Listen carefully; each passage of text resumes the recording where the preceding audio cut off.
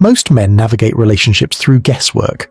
They react to behavior without understanding the patterns behind it. They get confused by contradictions. They take things personally that aren't personal at all, and they keep making the same mistakes because they never learn to see the structure underneath the surface. Today we're going to change that. This isn't about judging anyone. It's about understanding, clearly, practically, without the romantic illusions that keep men confused and the cynical bitterness that keeps them angry. What you're about to learn is a framework, a lens, a way of seeing behavioral patterns that will make sense of things that used to seem random or mysterious. Pay attention. Take notes if you need to, because once you understand this, you can't unsee it. And fair warning, this isn't going to confirm what you want to hear. It's not going to tell you that women are angels or that they're devils. It's going to show you reality, complex, structured, and ultimately navigable if you're willing to do the work of understanding it. The first thing you need to understand is that personality isn't chaos, it's structure. People behave in patterns. Those patterns aren't random. They emerge from psychological configurations that form early in life and remain relatively stable over time. Think of it like an operating system. The hardware is biology, the software is personality, and just like computers, there are only so many operating systems out there. This means behavior is predictable once you learn to recognize the patterns. Not perfectly predictable, people aren't machines, but predictable enough to navigate relationships with far more clarity than most men ever achieve. The framework I'm going to share with you organizes these patterns into something you can actually use. It's not the only way to understand psychology, but it's practical. It maps onto real behavior you'll observe in real relationships, and it gives you a vocabulary for things you've probably noticed but couldn't articulate. Every person has what we might call a psychological core, a fundamental orientation that shapes how they relate to the world. This core doesn't change much over a lifetime. It's the baseline, the default setting. But here's what confuses people. The core expresses itself through different roles depending on context. The same person can seem completely different at work versus at home, with friends versus with strangers, in the early stages of dating versus years into a marriage. These aren't lies or deceptions, they're adaptations. Humans are social creatures, and we adjust our presentation based on environment. A woman might be nurturing with children, competitive with co-workers, playful with close friends, and reserved with strangers. Same core, different expressions. The mistake most men make is assuming that one of these expressions is the real person and the others are fake. That's not how it works. All of them are real, they're just different facets of the same underlying structure. Your job is to identify the core, understand which role you're seeing, and recognize when roles shift. That's the foundation of everything else. The core reveals itself most clearly under pressure. When someone is stressed, tired, scared, or caught off guard, that's when the core emerges most visibly. The roles we play require energy to maintain. When energy is low, the core shows through. Now let's talk about the major psychological orientations you'll encounter. These aren't rigid categories. Most people are combinations. But understanding the pure forms helps you recognize the patterns when they appear mixed. The first orientation is attention-focused. Some people organize their psychology around being seen, noticed, validated. Their self-worth connects directly to external attention. They light up when they're the center of focus and dim when they're not. This isn't vanity in the moral sense. It's a psychological configuration. They genuinely feel more alive when attention flows toward them. The second orientation is status-focused. These people organize around hierarchy, achievement, and social position. They're aware of where they stand relative to others and motivated by climbing. Relationships serve partly as status markers. Who you're with reflects on who you are. The third orientation is connection-focused. These people organize around emotional bonds. They seek depth, intimacy, and feeling understood. They're less interested in being seen by many and more interested in being truly known by few. The fourth orientation is security-focused. These people organize around stability, safety, and predictability. They prefer known quantities over exciting possibilities. They're willing to sacrifice excitement for peace. The fifth orientation is experience-focused. These people organize around sensation, novelty, and pleasure. They seek intensity and variety. Routine feels like death to them. They're drawn to whatever feels alive in the moment. The sixth orientation is control-focused. These people organize around order, influence, and authority. They feel secure when they're directing outcomes, and anxious when things feel chaotic or out of their hands. Most people you meet will be combinations of these orientations with one or two dominant. Learning to identify the dominant orientation tells you a lot about what drives someone's behavior. Here's a practical tip. The dominant orientation usually reveals itself in what someone talks about when left to choose topics freely. What do they consistently bring up? What do they notice in the world? What makes them animated? The answers point to the orientation. Also, watch for what triggers strong reactions. An attention-focused person will react strongly to being ignored. A status-focused person will react strongly to being disrespected or outcompeted. A connection-focused person will react strongly to emotional distance. The triggers reveal the orientation. Carl Jung called it the persona, the mask we wear in social situations. It's not fake in the dishonest sense, it's more like an interface. The part of ourselves we present to navigate social reality. Everyone has a persona. You have one. I have one. It's necessary. You can't walk around with your entire psychological complexity visible at all times. Social interaction would become impossible. But here's what matters for understanding relationships. Different personas serve different functions. Some personas signal approachability, warmth, openness, harmlessness. These reduce threat and invite connection. You'll see these in social situations where someone wants to be liked. Some personas signal vulnerability, softness, need, uncertainty. These invite protection and caretaking. They can be genuine expressions of inner state or strategic presentations. Some personas signal confidence, self-assurance, sexuality, power. These establish value and attract attention.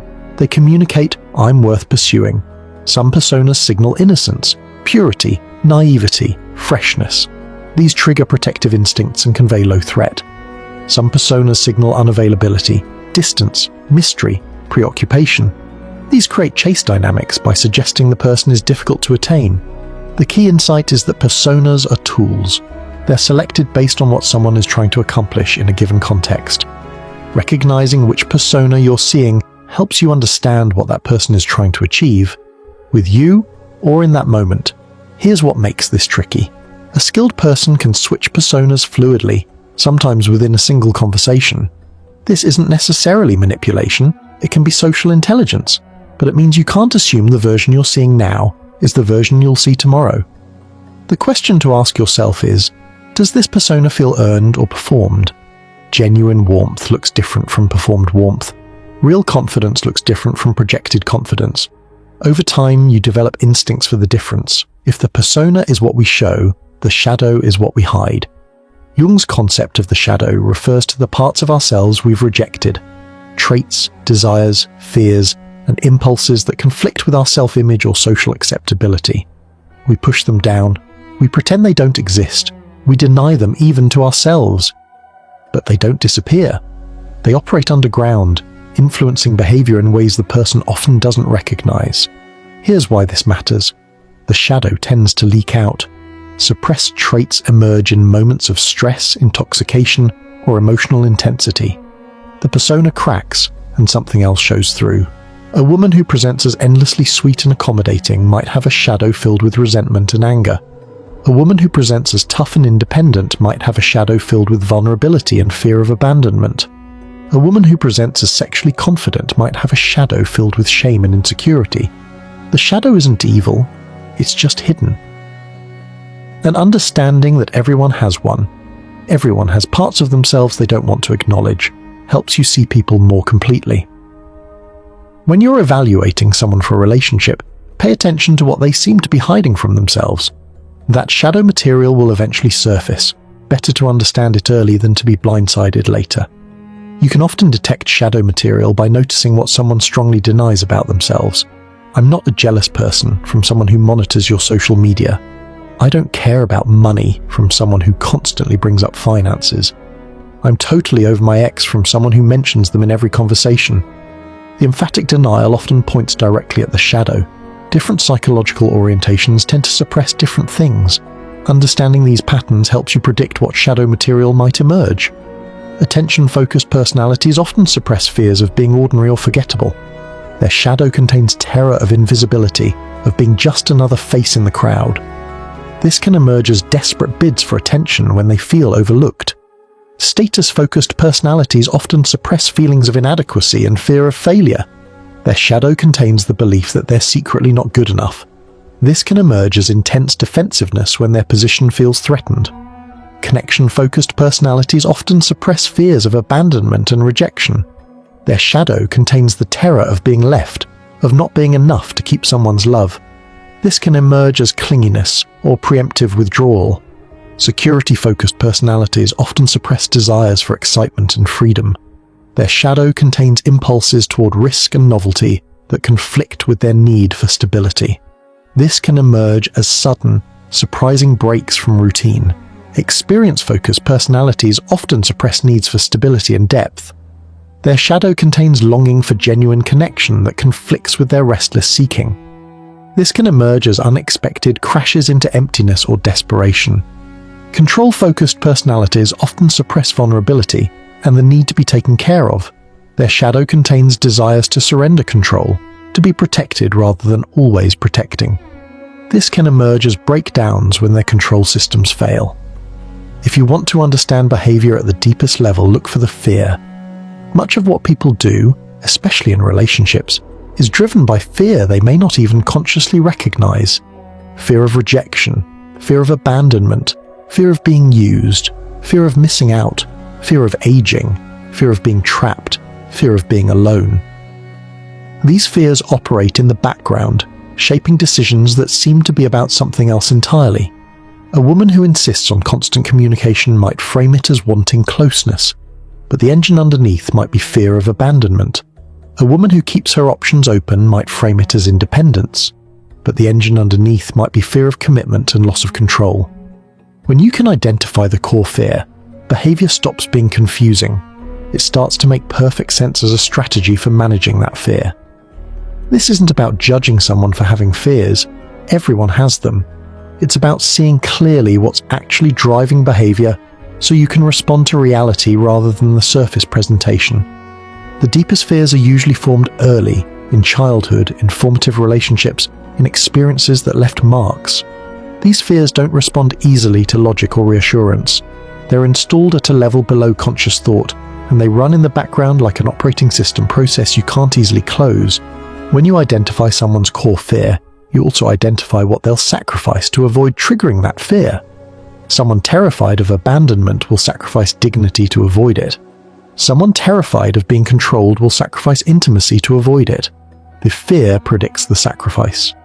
Here's something that confuses a lot of men. The same woman can seem like completely different people at different times.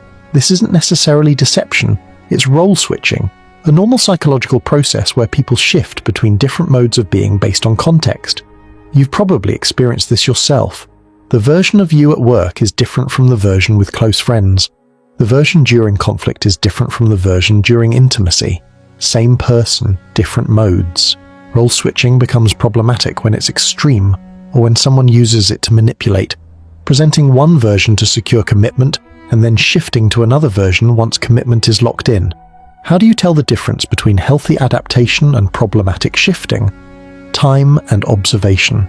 Healthy role switching has coherence underneath. You can see how the different versions connect to a consistent core.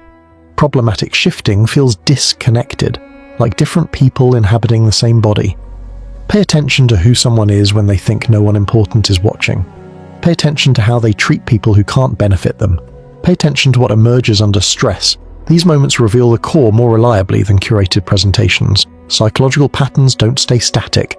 They evolve, sometimes in predictable ways. Certain strategies that work well in youth stop working as well later. This creates pressure for adaptation. How someone handles that pressure reveals a lot about their psychological health.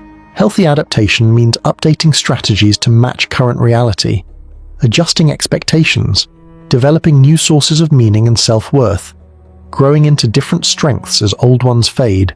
Unhealthy adaptation means rigidly clinging to strategies that no longer work. Denial of changing reality, increasing bitterness as expectations collide with outcomes, blaming external factors for internal failures to adapt.